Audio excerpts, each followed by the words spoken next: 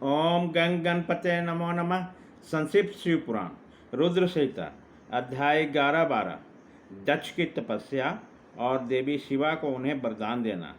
नारद जी ने पूछा, पूज्य पिताजी, दृढ़तापूर्वक उत्तम व्रत का पालन करने वाले दक्ष ने तपस्या करके देवी से कौन सा वर प्राप्त किया था तथा वह देवी किस प्रकार दक्ष की कन्या हुई।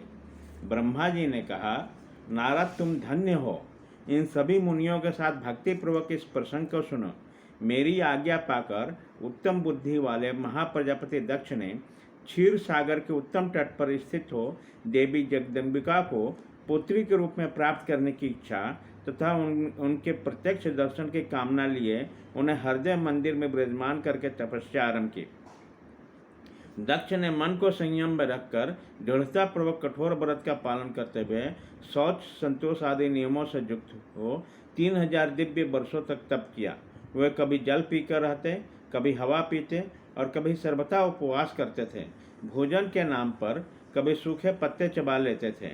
मुनि श्रेष्ठ नारद तदंतर जम नियम आदि से युक्त हो जगदम्बा की पूजा में लगे हुए दक्ष को देवी शिवा ने प्रत्यक्ष दर्शन दिया। जगन में जगदम्बा का प्रत्यक्ष दर्शन पाकर प्रजापति दक्ष ने अपने आप को कृत्य माना। वह कलका देवी सिंह पर आरूढ़ थी। उनकी अंग कांति श्याम थी, मुख बड़ा मनोहर था।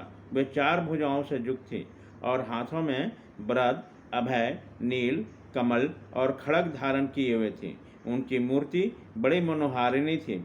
नेत्र कुछ लाल थे। खुले हुए केस बड़े सुंदर दिखाई देते थे। उत्तम प्रभा से प्रकाशित होने वाली उन जगदम्बा को भली भांति प्रणाम करके दक्ष विचित्र वचनावलियों द्वारा उनकी स्तुति करने लगे।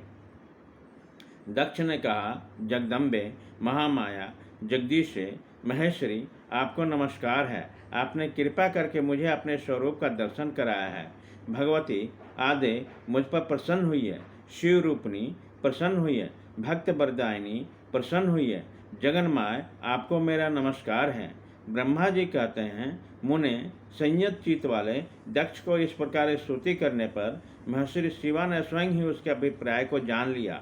तो भी दक्ष से इस प्रकार कहा, दक्ष, तुम्हारी इस उत्तम भक्ति से मैं बहुत संतुष्ट हूँ।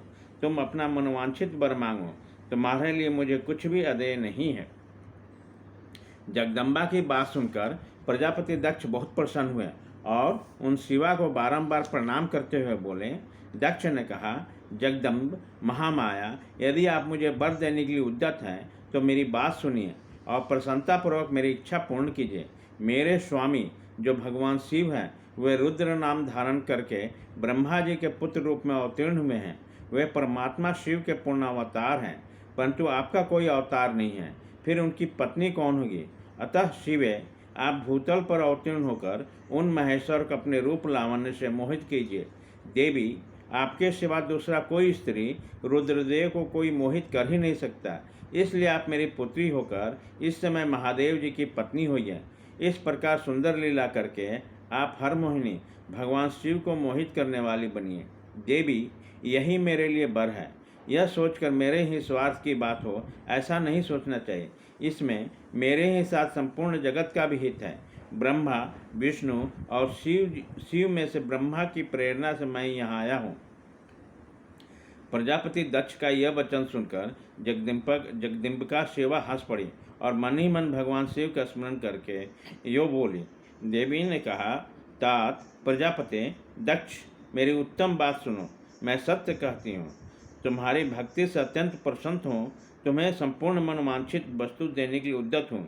दक्ष, यद्यपि मैं महेश्वरी हूँ, तथापि तुम्हारे भक्तिन के अधीन होकर तुम्हारे पत्नी के गर्भ से तुम्हारी पुत्री के रूप में अवतीर्ण होंगी, इसमें संचय नहीं है। अनग, मैं अत्यंत दुस्सह तपस्या करके ऐसा प्रयत्न करूंगी जिससे महादेव जी का वर पाकर उसकी पत्नी हो जाऊं।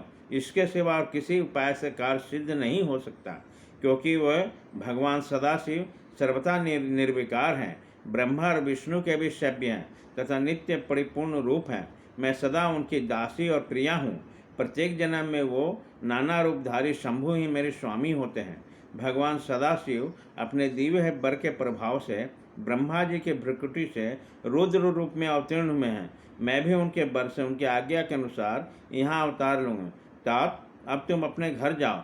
इस कार्य में जो मेरी द्वितीय अथवा सहायिका होगी उसे मैंने जान लिया है। अब शीघ्र ही मैं तुम्हारी पुत्री होकर महादेव जी की पत्नी बनूंगा। दक्ष से यह उत्तम वचन चुनकर मन ही मन शिव की आज्ञा प्राप्त करके देवी शिवा ने शिव के चरणाबिंदों का चिंतन करते हुए फिर कहा, प्रजापते, परंतु मेरा एक प्रण है, उसे तुम सदा मन में रखना। मैं उस प्रण को सुना देती हूँ, तुम उसे सत्य समझो, मिथ्या न मानो।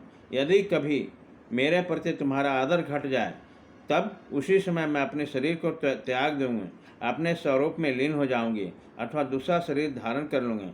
मेरा यह कथन सत्य है। प्रजापते, प्रत्येक सर्ग या कल्प के लिए तुम्हें यह वर दे दिया हूँ। मैं तुम्हारी पुत्री होकर भगवान शिव की पत्नी होंगे। मुख्य प्रजापति दक्ष से ऐसा कहकर माहेश्वरी शिवा उनके देखते देखते वहीं अंतर्ध्यान हो गए। दुर्गा जी के अंतर्ध्यान होने पर दक्ष भी अपने आश्रम को लौट गए और यह सोचकर प्रसन्न रहने लगे कि देवी शिवा मेरी पुत्री होने वाली है। अध्याय 11-12।